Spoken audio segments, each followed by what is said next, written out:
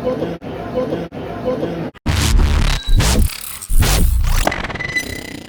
അപ്പോൾ നമ്മൾ അതിരടിയിൽ preview show കാണാൻ വന്നിരിക്കുകയാണ്. അപ്പോൾ നമ്മളെ ഫസ്റ്റ് റിവ്യൂ പരിപാടിയാണ് നമ്മൾ അതിരടിയിലേക്ക് വന്നിരിക്കുന്നത്. അപ്പോൾ ബേസിൽ, ടോവിനോ, അതുപോലെ നമ്മുടെ വിനീത് ശ്രീനിവാസൻ, ഇവർ 3 പേരാണ് അഭിനയിച്ചിരിക്കുന്നത്. അപ്പോൾ നമുക്ക് നമ്മുടെ പ്രിവ്യൂ ഷോയിലേക്ക് പോകാം. ബൈ.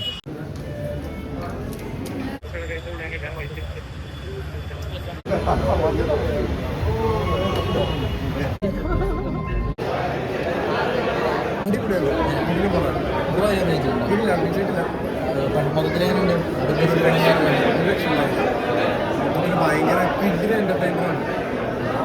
തിയേറ്റർ എക്സ്പീരിയൻസ് ചെയ്യുന്ന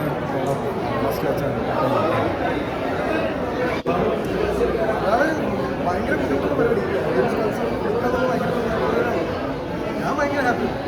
മനസ്സാണ് ഞാൻ ഒരുപാട്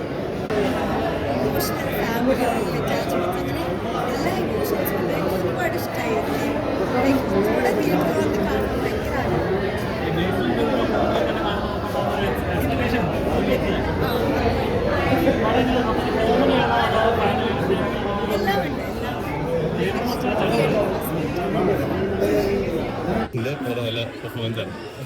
എല്ലാവർക്കും റിലേറ്റ് ചെയ്യാൻ പറ്റുന്ന കുറെ കോമഡി, എന്താണ് നല്ല കുറെ എന്താ പറയുക ട്രീറ്റ് ആണ്. എല്ലാവരും തിയേറ്ററിൽ തന്നെ തീർച്ചയായിട്ടും പോയി കണ്ട് ആസ്വദിക്കേണ്ട ഒരു സിനിമ തന്നെയാണ്. എന്റർടൈനിങ്. അതായത് ഇതിന്റെ ഒരു ക്യാച്ച്. അപ്പോൾ നമ്മുടെ ഇന്റർവ്യൂസിലും ബാക്കി പരിപാടികളൊക്കെ ഇതിന്റെ ഏറ്റവും വലിയൊരു എന്താ പറയുക ദി ക്യാച്ച് അത് തന്നെയാണല്ലോ. അത് ഭയങ്കരമായിട്ട് ഞാൻ അധികം പറഞ്ഞ് പോറാക്കുന്നില്ല. തിയേറ്ററിൽ തന്നെ അതിന്റെ പരിപാടി മൊത്തം എക്സ്പീരിയൻസ് ചെയ്ത് കണ്ട് ആസ്വദിക്കുക തന്നെയാണ് അതിന്റെ തീർച്ചയായിട്ടും ഒരു തിയേറ്ററിക്കൽ വാച്ചാണ്. അപ്പോൾ എല്ലാവരും അടുത്തുള്ള തിയേറ്ററിൽ തന്നെ നാളെ തൊട്ട് അല്ലെങ്കിൽ ഇങ്ങോട്ട് റെഡി കാണാം.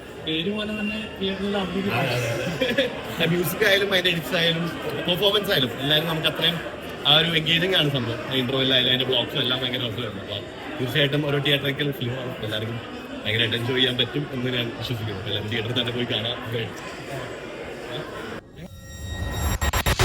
അതിരടി അതിരടി അതിരടി. അപ്പൊ അതിരടിയുടെ ഷോ കഴിഞ്ഞ് ഇപ്പോൾ വന്നിരിക്കുകയാണ്. പ്രിവ്യൂ ഷോയാണ് ഞങ്ങൾ പോയത്. അപ്പൊ അതിന്റെ ഫസ്റ്റ് റിവ്യൂ ആണ് എൻ്റെ. എനിക്കറിയില്ല എങ്ങനെയൊക്കെ ആവുന്നുള്ളത്. നമുക്ക് സ്റ്റാർട്ട് ചെയ്യാം.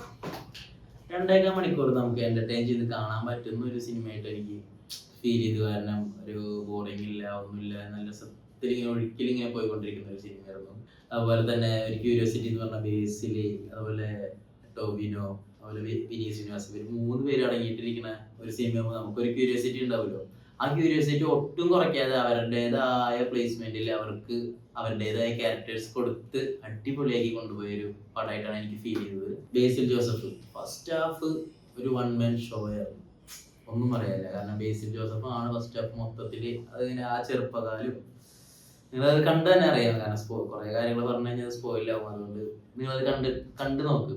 അതുപോലെ തന്നെ ടോവിനോ ഇതുവരെ കാണാത്ത രീതിയിലുള്ളൊരു ക്യാരക്ടറായിരുന്നു ടോവിനോടെ. കാരണം ഇതുവരെ കണ്ടുപഴകിയ ഒരു ക്യാരക്ടേഴ്സ് അല്ല ടോവിനോടെ. അപ്പോൾ കുറച്ചുകൂടി നല്ല രസത്തിൽ അത് ചെയ്യാൻ പറ്റിയിരുന്നു എൻ്റെ ഒരു വിശ്വാസം. പിന്നെ വിനീത് ശ്രീനിവാസൻ തന്നെ ആയിട്ടാണ് അതിൽ അഭിനയിച്ചിരിക്കുന്നത്. പിന്നെ അതിൽ വരുന്ന കുറെ ക്യാരക്ടേഴ്സ് ഉണ്ട്. ഷാനിക്കൊക്കെ അയ്യോ കോമഡി ടൈമിംഗ് ഒന്നും പറയണ്ട, രക്ഷയില്ല. അത് കണ്ടിട്ടായിരുന്നു നിങ്ങൾ മനസ്സിലാക്കാം. അപ്പോൾ എനിക്ക് പറയാണെന്ന് വെച്ച് കഴിഞ്ഞാൽ ഇപ്പോൾ ഫാമിലിക്കായാലും അതുപോലെ ഫ്രണ്ട്സിനായാലും അതുപോലെ തന്നെ കുട്ടികൾക്കായാലും ഒരുപോലെ അതായത് എന്റർടൈൻമെന്റ് ചെയ്യാൻ പറ്റുന്ന ഒരു രീതിക്കാണ് അവർ എടുത്തു വെച്ചിരിക്കുന്നത് എന്തൊക്കെയായാലും. പിന്നെ പറയാനുള്ളത് എന്താ വെച്ച് കഴിഞ്ഞാല് നമ്മുടെ ഒരു ഗസ്റ്റ് റോള് വരുന്നുണ്ട്. സത്യത്തില് ഇത് ഞാൻ പ്രതീക്ഷിച്ചിട്ടില്ല, ആരും പ്രതീക്ഷിച്ചിട്ടുണ്ടാവില്ല. അത് ഒരു ഗംഭീര റോളായിരുന്നു. മൊത്തത്തിൽ ഓവറോൾ അതിരടി. ഞാൻ അതിരടിന്ന് പ്രതീക്ഷിച്ച് പോയപ്പോ വിചാരിച്ച് മൊത്തത്തിൽ ഫസ്റ്റ് തൊട്ട് അടി ഇടി പിടി. പക്ഷെ അതൊന്നും നല്ലൊരു കൺവേ ആയിട്ടുള്ള ഒരു സ്റ്റോറി കൂടെ ഇങ്ങനെ പറഞ്ഞു പോയി ആ ലൈനിൽ അങ്ങനെ വന്നത് അവസാനം എനിക്ക് ആ ഇമോഷനും കറക്റ്റ് ആയിട്ടുള്ള കാര്യങ്ങളൊക്കെ കൊണ്ടുവന്ന് ഒരു മൊത്തത്തിൽ ബ്ലെൻഡ് ചെയ്തപ്പോ സെറ്റായിരുന്നു ആ പടം. അപ്പൊ ഇതൊക്കെയാണ് എൻ്റെ റിവ്യൂസും കാര്യങ്ങളൊക്കെ. അപ്പൊ നിങ്ങളുടെ റിവ്യൂസും കാര്യങ്ങളൊക്കെ ഇതുപോലെയാണ് നിങ്ങൾക്ക് ഫീൽ ചെയ്യുന്നുണ്ടെങ്കിൽ നിങ്ങൾ കമന്റ് ബോക്സിൽ പിൻ ചെയ്യുക. ഇതുപോലെ എൻ്റെ റിവ്യൂ ഇഷ്ടപ്പെട്ടാലും ഇഷ്ടപ്പെട്ടില്ലെങ്കിൽ ലൈക്ക് ചെയ്യുക. Thank you.